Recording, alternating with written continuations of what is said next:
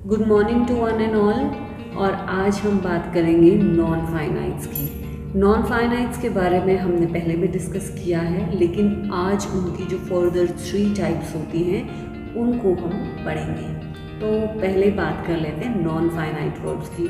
I hope आपको पता है कि नॉन फाइनाइट जो वर्ब्स हैं वो ऐसे वर्ब्स हैं जो टाइम को शो नहीं करते, या ऐसे verbs which are not limited by number, person and tense. तो इस तरह के जो वर्ब्स हैं जो मेन वर्ब का काम नहीं करते हैं सेंटेंस में, उन्हें हम नॉन फाइनाइट वर्ब्स कहते हैं। तो बात करते हैं हम नॉन फाइनाइट वर्ब्स के टाइप्स की। ये 3 तरह के होते हैं: gerunds, infinitives and participles. So let's talk about the gerunds. अब gerund जो है वो is a verbal that ends in ing and functions as a noun। जैसे कि आपको पहले भी पता है कि ing वाली जो फॉर्म होती है वो उससे एंड होता है और एक नाउन की तरह काम करता है। However, since gerund functions as a noun, it occupies some positions in a sentence that a noun ordinary would possess। जैसे कि नाउन एक सब्जेक्ट का काम करता है तो जेरेंड भी है, वो एक सब्जेक्ट का काम कर सकता है। नाउन डायरेक्ट ऑब्जेक्ट की तरह यूज़ होता है, तो उसी तरह से जेरेंड भी जो है वो डायरेक्ट ऑब्जेक्ट की तरह भी आपका यूज़ हो सकता है। सब्जेक्ट कॉम्प्लीमेंट हो सकता है एंड ऑब्जेक्ट ऑफ प्रपोजिशन भी हो सकता है। तो अब बात कर लेते हैं types of gerunds and gerund phrases की। तो सबसे पहले जेरेंड एज अ सब्जेक्ट। आप अगर एग्जाम्पल देखें, gardening is my favourite hobby. Gardening is normally a verb, but यहाँ पर ये एक एक्टिविटी है और उस एक्टिविटी का नाम है गार्डनिंग। तो ये एक नाउन की तरह जो है यहाँ पर यूज़ हुआ है और सब्जेक्ट का काम कर रहा है। इसलिए गार्डनिंग यहाँ पर जो है वो प्रेजेंट पार्टिसिपल की तरह यूज़ नहीं हुआ है, बल्कि आपका जेरेंड यानी नाउन की तरह यूज़ हुआ है।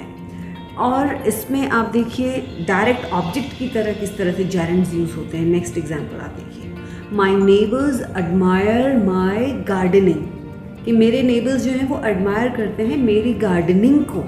तो यहाँ पर ये एक डायरेक्ट ऑब्जेक्ट की तरह जो है ये वर्ड गार्डनिंग यूज़ हुआ है, जो कि एक जेरेंड है। उसके बाद नेक्स्ट एग्जांपल में हम देखते हैं कि ऑब्जेक्ट ऑफ प्रपोजिशन भी जेरेंड्स जो है वो यूज़ होते हैं। For example, I have received several awards for my gardening. तो यहाँ पे ये ऑब्जेक्ट ऑफ प्रपोजिशन की तरह काम कर रहा है, अवार्ड्स फॉर माई गार्डनिंग। फिर ये एक सब्जेक्ट कॉम्प्लीमेंट की तरह भी काम करता है। For example, my favourite hobby is gardening. तो हमने देखा कि जेरेंड्स जो है और जेरेंड फ्रेजेस जो हैं वो किस तरह से subject, direct object, object of preposition, subject complement का भी काम करते हैं। Okay, one more thing, gerund है या आपका प्रेजेंट पार्टिसिपल है, दोनों ही ING form of the verb है। लेकिन हमें पता कैसे चलता है कि ये प्रेजेंट पार्टिसिपल है या ये एक जेरेंड की तरह यूज़ हुआ है? तो हमें वो कंटेक्स्ट देखना पड़ता है। तो let's just check out that what is the difference और how can you find it out that the ING form of the verb is a gerund और it is a present participle. Let us take a quick look. Both gerund and a present participle, they come from a verb and both ending in ing. However, दोनों का function जो है वो एकदम अलग है। A gerund it acts like a noun, while a present participle it acts like a verb or adjective. Example: snowboarding. Snowboarding is fun. अब snowboarding can be a gerund or a present participle. When snowboarding is a gerund, it acts like a noun. It can be a subject, an object, the object of a preposition, या फिर वो subject complement भी हो सकता है, जैसा अभी हमने आपको पहले बताया। Snowboarding is a winter sport. यहाँ पर snowboarding subject है, right? और ये एक नाउन का काम कर रहा है, तो यहाँ पर ये क्या है, जेरेंड है। उसी तरह से आई लव स्नो बोर्डिंग, यहाँ पर स्नो बोर्डिंग जो है ये जेरेंड ही है और ऑब्जेक्ट की तरह काम कर रहा है। I am excited by snowboarding, यहाँ पर snowboarding by snowboarding, देखिए ये ऑब्जेक्ट ऑफ अ प्रपोजिशन की तरह काम कर रहा है। Next, one popular sport is snow boarding, यहाँ पर ये सब्जेक्ट कॉम्प्लीमेंट की तरह काम कर रहा है। Now let's take a close look. जब स्नो बोर्डिंग जो है एक प्रेजेंट पार्टिसिपल की तरह यूज हुआ है, then it is a part of continuous verb tense. For example, right now the athlete is snowboarding, is snowboarding, यहाँ पर ये प्रेजेंट कंटिन्यूअस है, प्रेजेंट इज और snowboarding जो है वो एक एक्शन की तरह काम कर रहा है, तो it is present continuous tense. In the next, he was snowboarding yesterday afternoon, तो was snowboarding जो है वो past continuous, that means it is a continuous verb. It can be in present, it can be in past, it can be in future. For example, tomorrow my friends and I are going to be snowboarding, so are going to be snowboarding is future continuous tense. Unlike a gerund, present participle ये काम कर सकता है like an adjective, और adjective तो आपको पता ही है दैट मॉडिफाइज अ नाउन और फॉलोज द बी वर्ब। एक एग्जाम्पल देखते हैं और वर्ड लेते हैं हम एक्साइटिंग, जो कि प्रेजेंट पार्टिसिपल है। How it is used as an adjective to modify a noun. Example is the exciting ride made the people scream. Exciting ride, अब यहाँ पे ये जेरेंड की तरह यूज नहीं हुआ है, ये यूज हुआ है आपका प्रेजेंट पार्टिसिपल की तरह, और वो भी प्रेजेंट पार्टिसिपल कैसा, ये मॉडिफाई एज एन एडजेक्टिव। क्यों? क्योंकि ये राइड को जो है वो मॉडिफाई कर रहा है। राइड जो कि नाउन है, यहाँ पर नाउन का काम कर रहा है। वो कैसी ride? Exciting ride. Next example देखिए, people enjoyed the exciting roller coaster. यहाँ पर रोलर कोस्टर नाउन है और एक्साइटिंग जो है वो it is working as an adjective, right. Next is the roller coaster is exciting, be verb plus adjective. The easiest way to tell the difference between the gerund and the present participle especially is to look for the helping word be.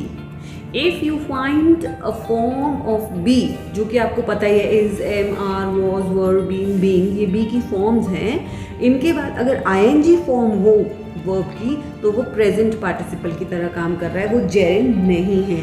For example, they've been working for 4 hours, तो यहाँ पर working जो है वो present participle है। If the ing form begins the sentence, उससे अगर sentence शुरू होता है, जैसे हमने gardening वाला sentence किया था, और follows a verb or preposition, then that's a gerund. For example, playing soccer is a lot of fun. Now let us talk about the past participle, which is the third form of the verb. So this past participle is a word that is formed from a verb. जैसा कि मैंने अभी कहा कि किसी verb की ही एक form होती है, third form जो होती है, is used as an adjective or for verb tense, or it ends with ed, d, t, en or ed. जैसे एक एग्जाम्पल लेते हैं यहाँ पे, his painted skin। यहाँ पर ये जो आपको past participle form of the verb paint दिख रही है, क्योंकि पेंट की फॉर्म्स है पेंट, पेंटेड, पेंटेड। सो जो थर्ड फॉर्म है पास्ट पार्टिसिपल, वो एक एडजेक्टिव की तरह काम कर रही है। His painted skin. Next, I have forgotten my lines.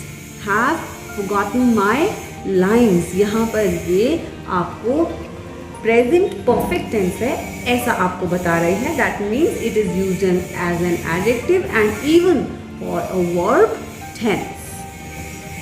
Late us talk about the infinitives now. Infinitive form of verb is the verb in its basic form, यानी जो उसकी बेसिक रूट फॉर्म है या हम कह सकते हैं पहली फॉर्म है, वो फॉर्म जो है जब टू के साथ लगी होती है अक्सर, तो उसे हम इन्फिनेटिव कहते हैं। हालांकि ये बिना टू के भी यूज़ होती है एज इन्फिनेटिव, वो आगे डिस्कस करेंगे। एक एग्जांपल देखते हैं, I need to run every day. यहाँ पर टू रन जो है शेडेड पोर्शन जो है वो क्या है, टू इन्फिनेटिव की तरह काम कर रहा है। आगे और एग्जांपल देख लेते हैं कि इन्फिनेटिव्स जो है वो नाउन की तरह कैसे काम करते हैं। जैसे कि to dance was her passion, यहाँ पर the infinitive is the subject of was, तो यहाँ पे टू डांस जो है वो नाउन की तरह काम कर रहा है। Let's compare it with another one, dancing was her passion. This proves that the infinitive to dance is being used as noun. अगर आप इस तरह से कह लें dancing was her passion या to dance was her passion, that means that it's being used as a non-finite verb. एक और example है यहाँ पे, he likes to hunt. The infinitive is the direct object है like का, तो यहाँ पर to hunt जो है वो एक non-finite verb है या infinitive है। इसको आप इससे कंपेयर करें, he likes hunting, this proves that infinitive to hunt is being used as a noun. लेकिन प्लीज़ हंटिंग जो है ना वो तो आपने पहले पढ़ा है ना, आईएनजी फॉर्म ये आपकी जेरेंस हैं, ना कि आपकी इन्फिनेटिव है। यहाँ पर ये हम टू हंट जो है वो एज इन्फिनेटिव यूज़ हुआ है। अब बात करते हैं कि कैसे आपके इन्फिनेटिव्स जो हैं वो सब्जेक्ट की तरह ही नहीं एडजेक्टिव्स की तरह भी काम करते हैं। और एडजेक्टिव्स तो आपको पता ही होते हैं, adjectives are related to nouns generally most of the time, because it modifies a noun to tell us something about the noun. जैसे कि उसका कलर हो गया, टाइप हो गया, नंबर हो गया, ठीक है। तो यहाँ पे एक एग्जाम्पल देखते हैं, give him an ornament to polish. Give him an ornament to polish, यहाँ पर द इन्फिनेटिव टू पॉलिश जो है वो मॉडिफाई कर रहा है किसको, नाउन ऑर्नामेंट को। तो ये एक एडजेक्टिव की तरह फंक्शन कर रहा है यहाँ पर। अगर हम इसको दूसरे तरीके से देखें, give him an ornament that he can polish, तो यहाँ पर जो क्लॉज है ना, पार्ट ऑफ अ सेंटेंस है दैट ही कैन पॉलिश, ये एक एडजेक्टिव क्लॉज है। दिस प्रूव्स कि जो इन्फिनेटिव है टू पॉलिश, ये it is being used as an adjective. देख लेते हैं कि इन्फिनेटिव जो है वो एडवर्ब्स की तरह कैसे काम करता है। तो एडवर्ब आपको पता ही है कि जो ऐड करे something to the meaning of a verb, तो उसे हम यूजुअली जो है वो हम एडवर्ब कहते हैं, because it's usually modifies a verb to tell us when, where, how, in what manner or to what extent an action is performed. तो एग्जाम्पल देख लेते हैं, the officer returned to help. The infinitive to help जो है वो modify कर रहा है the verb returned को, तो इसका मतलब यहाँ पे ये किसकी तरह काम कर रहा है, adverb की तरह काम कर रहा है। To help infinitive is working as an adverb, right? Now let us talk about the bare infinitive, जहाँ पर to रिमूव भी कर देते हैं हम बेसिक फॉर्म के साथ। तो most infinitives are proceeded by to, लेकिन after certain verbs the to is drop, नहीं लिखते हैं वहाँ पे। The most obvious example is when an infinitive follows modals, जब मोडाल्स होते हैं वहाँ पे टू को ड्रॉप कर देते हैं, जैसे can, could, may, might, must, shall, would, will और वुड, इस तरह के मोडाल वर्ब्स जो होते हैं वहाँ पर अगर वो सेंटेंस में हैं तो फिर आप बेयर इन्फिनेटिव लिखेंगे, तो फिर वहाँ पर आप टू को ड्रॉप कर देंगे, टू नहीं लिखेंगे। एग्जाम्पल देख लेते हैं, you must take a break. अब यहाँ पे मोडल वर्ब क्या है, मस्ट, तो यहाँ पे जो इन्फिनेटिव लगा है टेक, वो बेसिक फॉर्म लगी है, लेकिन ये कैसा है, क्योंकि हम यहाँ पे टू टेक नहीं लिख सकते, इसलिए टेक जो है यहाँ पर वो बेयर इन्फिनेटिव का काम कर रहा है। बेयर इन्फिनेटिव मतलब बिना टू के, without to. Look at this example, he should go home. Here go is a bare infinitive, क्योंकि इसके आगे टू नहीं लगा हुआ, लेकिन फिर भी ये बेयर इन्फिनेटिव का काम कर रहा है। They might finish by Wednesday, ये this is also bare infinitive। तो आज के लिए इतना ही काफ़ी है, वरना वीडियो बहुत ज़्यादा लंबा हो जाएगा। फिर मिलेंगे किसी और वीडियो के साथ। तब तक प्लीज़ अपना बहुत ज़्यादा ख्याल रखिएगा। Good bye.